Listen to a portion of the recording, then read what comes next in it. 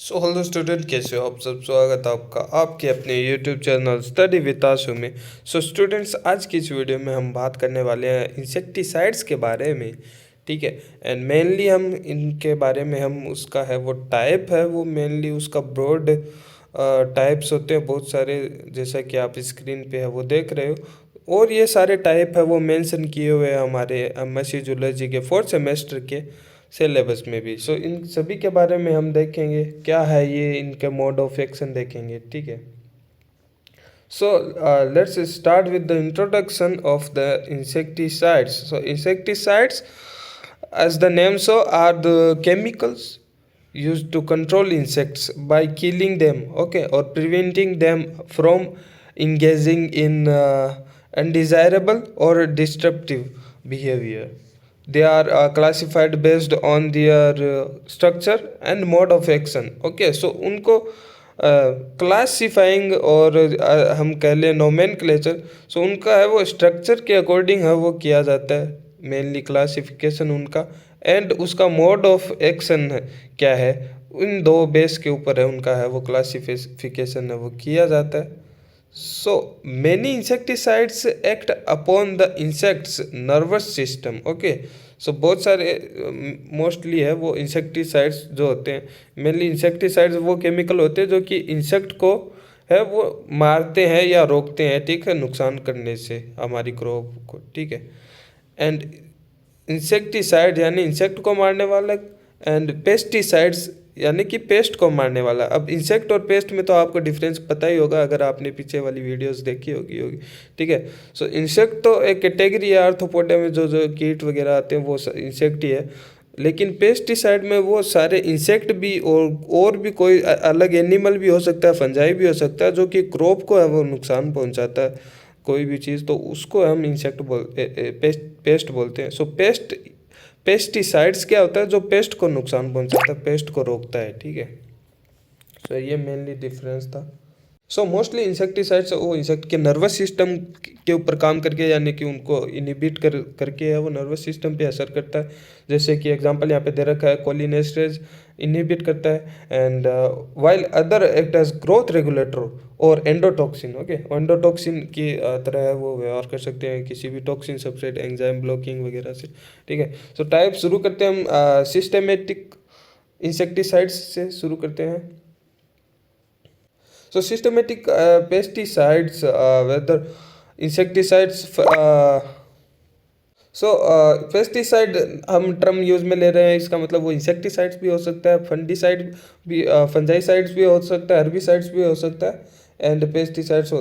ठीक है। So are absorbed by an transport through plant. Okay, so plant के through है वो ट्रांसपोर्ट होता है अलग अलग इंसेक्ट में, प्लांट के थ्रू है वो उनमें इंसेक्ट में अब्जॉर्ब होता है इंसेक्ट में। ओके, ये insecticides. Okay, systematic insecticides can render some or all of a plant toxic to insect that feed on plant tissue. Okay, so plant tissue को के ऊपर जो भी फीड कर रहा है इंसेक्ट, ओके, पेस्ट, तो उस पे वो पेस्ट है उसके साथ है वो इंसेक्टिसाइड भी है वो उस इंसेक्ट के अंदर है वो चला जाएगा। इंट्री ऑफ द इंसेक्टिसाइड हम बोलते हैं उसको। ठीक है। बाद में मोड ऑफ एक्शन आता है। सो neonicotinoids and fipronil belonging to a wide family of a substance jointly referred to as systematic insecticides. Due to their systematic property, some carbamide and organophosphorus substance however can also act systematically. Okay, so हम आगे है वो next हम type में हम बात करेंगे कार्बामाइट and organophosphorus के बारे में भी। सो वो भी है वो कभी कभी है वो सिस्टमेटिकली, जो ये हमने प्रोसेस ऊपर वाली देखी, सो इस तरह है वो, ये भी है वो काम में है वो करते हैं। ठीक है। सो नेक्स्ट टाइप अगर हम बात करें सो ऑर्गेनोक्लोरिन्स की। सो ऑर्गेनोक्लोरिन्स की मोड ऑफ एक्शन की अगर हम बात करें, so most act on neuron by causing a sodium potassium imbalance, preventing normal transmission of nerve impulse, and some act on the GABA normally हम बोलते हैं इसको। ठीक है। So gamma amino butyric acid receptor and preventing chloride ion from entering the nervous system, okay, causing a hyper hyper excitable state characterized by tremors and convulsion. Okay तो जैसे कि first हमने देखा कि कोई कोई है वो सोडियम एंड पोटेशियम इम्बेलेंस में है, वो इंसेक्टिसाइड है, वो इंसेक्ट में है, वो काम करते हैं, इम्बेलेंस का काम करते हैं. सो जब हम नर्वस स्टिमुलेशन देखते हैं, सो नर्वस सिस्टम है वो स्टिमुलेट कब होता है, जब उसका मेम्ब्रेन पोटेंशियल है वो डीपोलराइज जब होता है उसकी मेम्ब्रेन पोटेंशियल.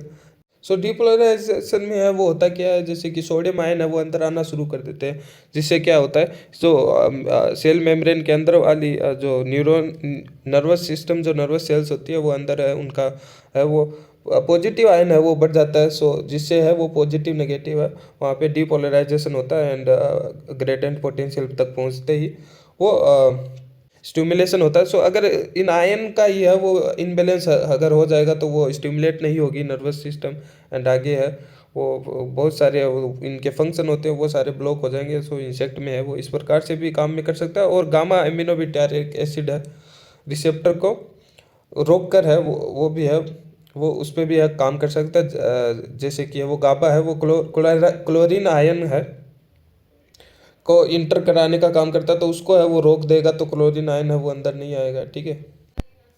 सो नेक्स्ट अगर हम बात करें ऑर्गेनोफॉस्फेट की, सो मोड ऑफ एक्शन की बात कर लेते हैं ऑर्गेनोफॉस्फेट में. So cause acetyl cholinesterase inhibition and accumulation of acetyl choline at neuromuscular junction causing rapid twitching of voluntary muscles and eventually paralysis.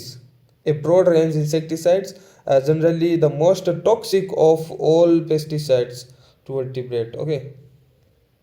सो अब जैसे कि सिग्नलिंग में होता है, जब डाउन स्ट्रीम सिग्नलिंग चलती है या वहाँ पे है वो एसिटाइल कोलिन बनता है. एंड लेकिन अब जैसे कि सिग्नलिंग है मसल्स कॉन्ट्रैक्शन के लिए, तो एसिटाइल कोलिन बन गया, मसल कॉन्ट्रैक्शन है वो हो गया.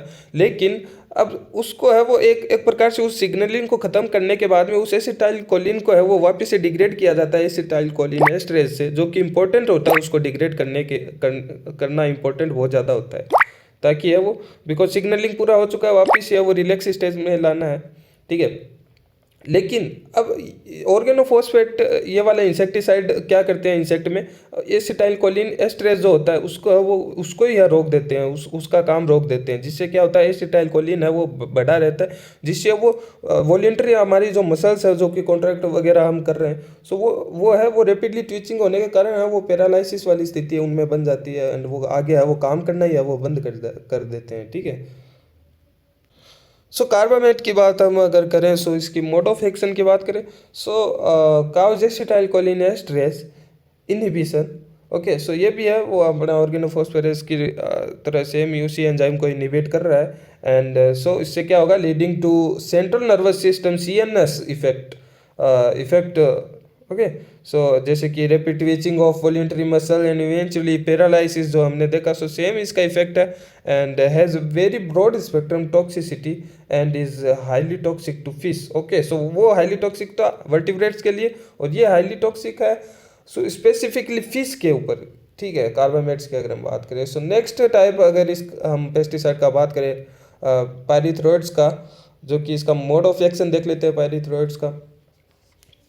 So act by keeping open the sodium channel in neuronal membrane, affecting both the peripheral and central nervous system, causing a hyperexcitable state. Okay. And a symptom including tremor, incoordination, hyper activity and paralysis. वही वाला system है, because किसी चीज़ को हम ज़्यादा stimulate देते रहेंगे तो वो नेक्स्ट वो पैरालिसिस को ही लीड करेगा. Okay. So effective against most agricultural insect pest. Okay. And agriculture जो इंसेक्ट होते हैं उस इंसेक्ट और जो कि पेस्ट होते हैं उनके ऊपर मोस्टली इफेक्ट होता है. एंड ये पायरिथ्रोइड एंड एक्सट्रीमली टॉक्सिक होता है वो फिश के लिए. ठीक है.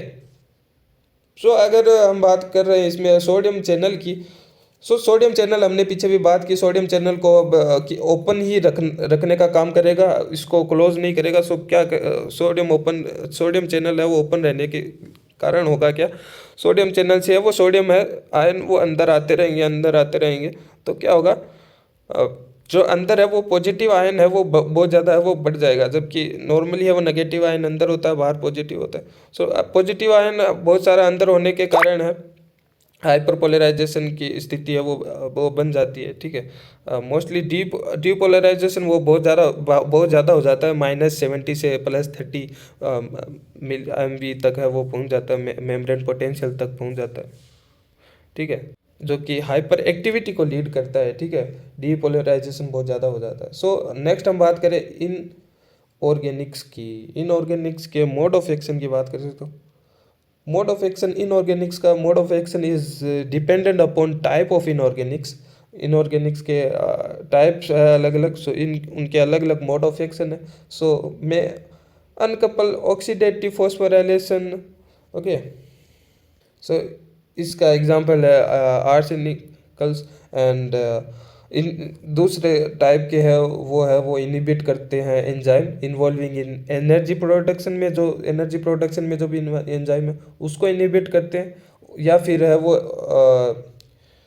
डेसिकेंट है उसके ऊपर एक्ट कर सकते हैं। So pest group dependent on compound, okay, ठीक है। तो हम जैसे कि सल्फर ले रहे हैं वो माइट्स के लिए, एंड बोरिक एसिड और कॉकरोच, और यहाँ पे भी हमने जब देखा आर्सेनिकल्स भी, ये सारे इनऑर्गेनिक, बिकॉज इनऑर्गेनिक कंपाउंड के बारे में हम बात कर रहे हैं, आर्सेनिक हो गया, बोरिक एसिड हो गया, सल्फर हो गया। सो इसी कारण इनके कंपाउंड के नाम के अकॉर्डिंग है इनका नोमेनक्लेचर इस पेस्टिसाइड का वो किया गया है इनऑर्गेनिक्स, ओके। सो इनऑर्गेनिक्स में सल्फर है वो माइट्स के लिए है, एंड बोरिक एसिड पेस्टिसाइड्स है वो किसके लिए, कॉकरोचेस के लिए। सो इस प्रकार से है वो, ठीक है। यहाँ पे आर्सेनिकल्स है वो ऑक्सीडेटिव फॉस्फोराइलेशन करता है, ठीक है। सो बोटेनिकल्स में देखते हैं इसका मोड ऑफ एक्शन देखते हैं। So depending upon the type can have various effect, okay. So इसके भी अलग अलग टाइप है बोटेनिकल्स के, और उनके अलग अलग मोड ऑफ एक्शन है। तो जैसे कि पायरेथ्रम है, निकोटीन हो गया, ठीक है, और आगे भी हम देखेंगे, ठीक है, rotenone and neem and limonin, तो इनके बारे में हम देखेंगे।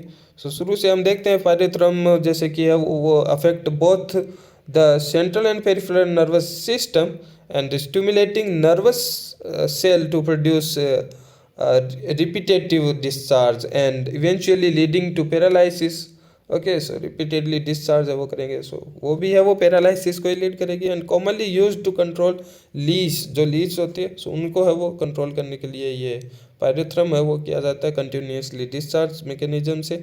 एंड निकोटिन की अगर हम बात करें सो मिमिक्स, इसमें है वो मिमिक वाला प्रोसेस, सो मिमिक एसिटाइल कोलिन, सो एसिटाइल कोलिन का है वो मिमिक यानी उसका जैसा है वो काम करेगा in the central nervous system ganglia and causing twitching convolution and death and ultimately death, and used most to control aphids and caterpillars, okay. है caterpillars वगैरह में इनमें है वो निकोटिन का यूज़ किया जाता है, जिसमें निकोटिन नाम से ही देखो ये निकोटिन का है वो, अगर हम देखें वहाँ पे उसका यूज़ है एसिटाइलकोलिन है उसका वो मिमिक एंजाइम है तो वो होता है। एंड रोटेनॉन की अगर हम बात करें act as a respiratory enzyme inhibitor, okay. So use as a pesticide that kill all fish at dose non-toxic to fish food organisms. सो उसकी डोज होती है, उस डोज पे है वो फिश है वो मर जाती है, लेकिन उसकी जो फिश फूड ऑर्गेनिज्म है उसको खाने पर है वो ज़्यादा टॉक्सिक है वो नहीं रहती है आगे। सो लिमोनिन के बारे में अगर हम बात करें so affect the sensory nervous of the peripheral nervous system and used to control flea, lice and mites and ticks, and while remaining virtually non-toxic to warm-blooded animal and only slightly toxic to fish, okay। So warm blooded animal के लिए ये जो limonin है वो non toxic होता है and slightly toxic होता है वो फिश के लिए, एंड पेरिफेरल नर्वस सिस्टम पे ये काम करता है, ओके। सो नीम की अगर हम बात करें reduce feeding and disturb moulting by inhibiting biosynthesis of metabolism of ecdysone and the juvenile molting hormone, okay, and commonly used against moth and butterfly larva. So moth and butterfly larva के लिए ये नीम है वो use में लिया जाता है। So and next अगर हम बात करें सिनर्जिस्ट की एक्टिवेट या फिर इसको एक्टिवेटर्स भी बोलते हैं सिनर्जिस्ट की, इसकी बात करें, इसके मोड ऑफ एक्शन की बात करें, सो ये है वो साइटोक्रोम P450 है, उस डिपेंडेंट है। पॉली सबस्ट्रेट मोनोऑक्सीजनेज है, उसको इनहिबिट करता है, ठीक है। सो ये साइटोक्रोम P450 डिपेंडेंट जो पॉली सबस्ट्रेट मोनोऑक्सीजनेज है एंजाइम, उसको इनहिबिट करता है, that prevent the degradation of toxicant, okay.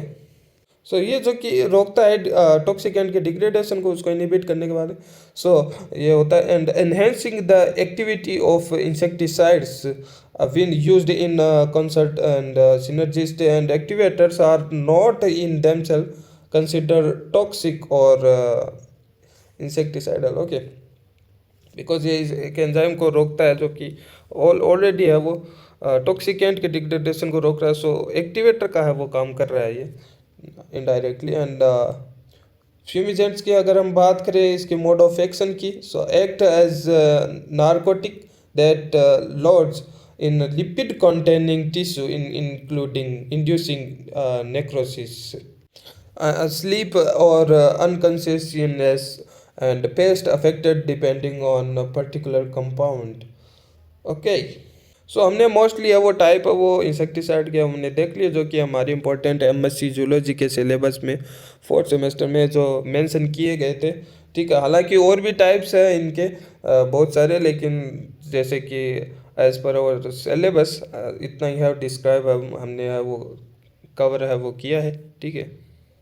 सो हमने सिस्टमेटिक इंसेक्टिसाइड के भी बारे में बात कर लिया, ऑर्गेनोक्लोरिन्स के बारे में बात किया, ऑर्गेनोफॉस्फेटाइड्स के बारे में बात किया, कार्बामाइड्स के बारे में बात किया, पैराथ्रोइड्स के बारे में बात किया, इनऑर्गेनिक्स के बारे में बात किया, बोटेनिकल्स के बारे में बात किया, सिनर्जिस्ट के बारे में बात किया जो कि एक्टिवेटर थे, फ्यूमिजेंट्स की अभी हमने बात किया ही है।